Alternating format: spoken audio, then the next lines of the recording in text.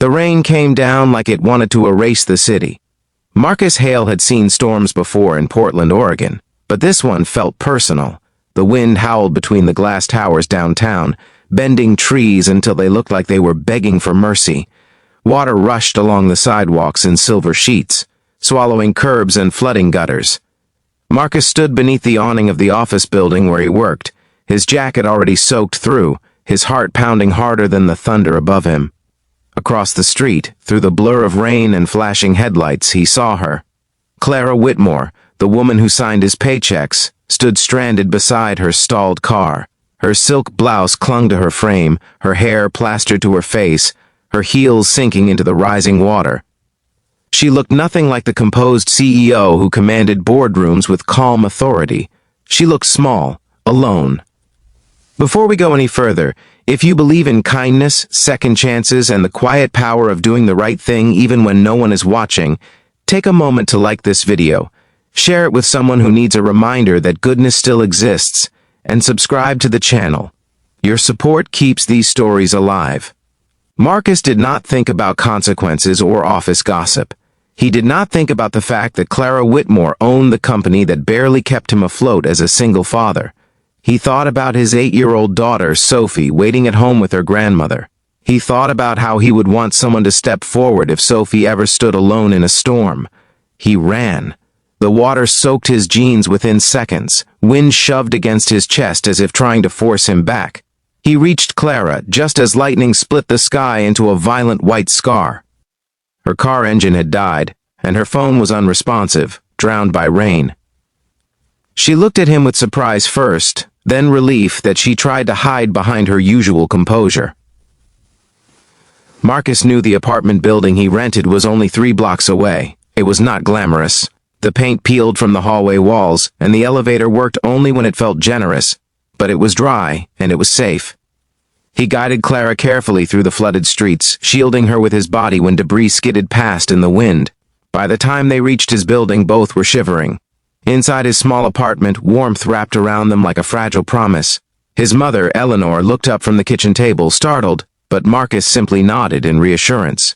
Sophie peeked from behind the hallway corner, wide-eyed at the sight of her father's boss dripping rainwater onto their worn carpet. Clara's hands trembled from the cold. Marcus offered her the only clean, dry clothes he could find that would fit comfortably, one of his old cotton shirts and a pair of loose sweatpants. He retreated into the hallway while his mother brought Clara a towel and a blanket. There was nothing improper in his intentions, nothing calculated, just survival and decency. Exhaustion claimed Clara quickly. The adrenaline of the storm faded, leaving her pale and unsteady. Marcus insisted she take his bedroom while he settled onto the couch.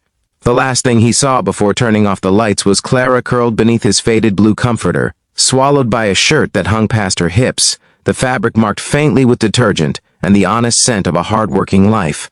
Morning arrived quietly, with sunlight slipping through cracked blinds and the distant hum of traffic returning to normal. The storm had passed, but something else lingered in the air, something neither of them expected. Clara woke to the unfamiliar ceiling and the soft laughter of a child. For a moment, confusion crossed her face. Then memory returned. She sat up slowly, realizing she was still wearing Marcus's shirt, sleeves rolled clumsily to her elbows. Instead of embarrassment, she felt something deeper: vulnerability. In the kitchen, Marcus flipped pancakes for Sophie before school. He moved with gentle efficiency, packing lunches, checking homework, reminding his daughter to wear boots because puddles would still line the sidewalks. Clara watched from the doorway, unseen. This was a side of life she had never witnessed up close. Clara Whitmore had built Whitmore Logistics from the ground up after inheriting a struggling freight company from her late father. She had spent years proving herself in an industry dominated by men twice her age. She had sacrificed weekends, relationships, and eventually her marriage to stay afloat. Her world was conference calls and quarterly reports, not bedtime stories and school drop-offs. Seeing Marcus in his element unsettled her more than the storm ever could. He was not just the quiet operations manager who stayed late and left early without complaint. He was a father who tied his daughter's shoelaces with patient hands. A son who made sure his mother took her medication.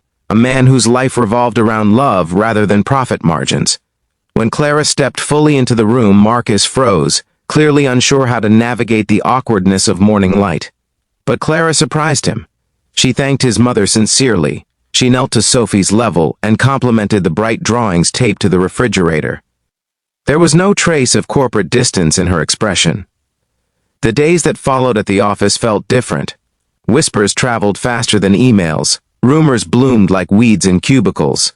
Marcus kept his head down, determined to protect his job and his dignity. He feared that kindness might cost him everything. A single misinterpretation could label him opportunistic, inappropriate, unprofessional. Clara noticed the tension. She noticed the way Marcus avoided eye contact in meetings, how he left the room quickly whenever she entered.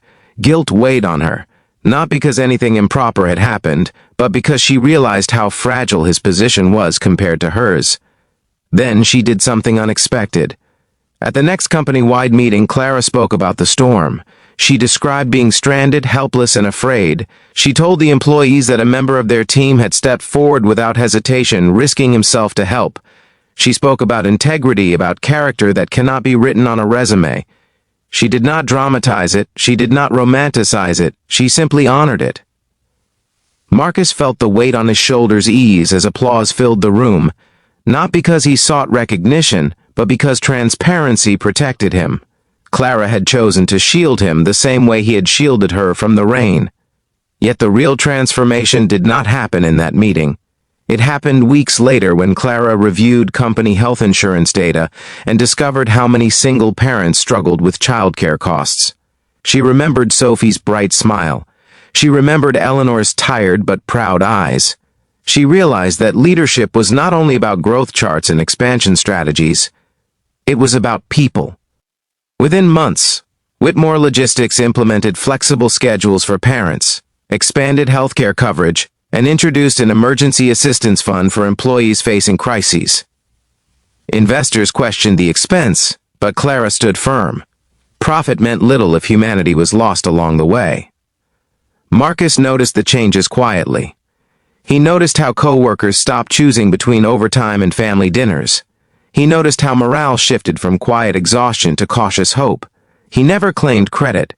But Clara knew one evening months after the storm, Marcus stood by the same window where he had first seen Clara stranded in the rain. The city lights shimmered peacefully now. Sophie sat beside him, coloring another picture for her father's office wall. Life was still difficult. Bills did not disappear. Grief over his late wife still visited him in quiet hours. But something inside him had changed. He no longer felt invisible. Clara, too, found herself changed.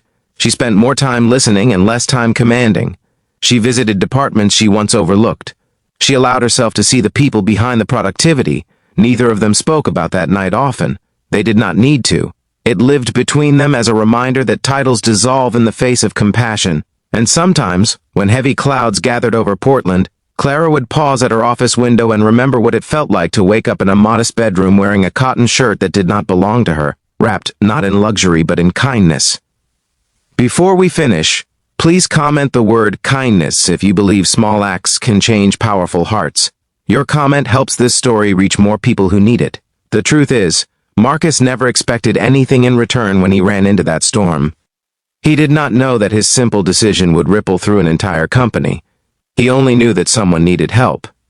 If this story touched your heart, if it reminded you that compassion is stronger than status and love speaks louder than wealth, please like, share, and subscribe.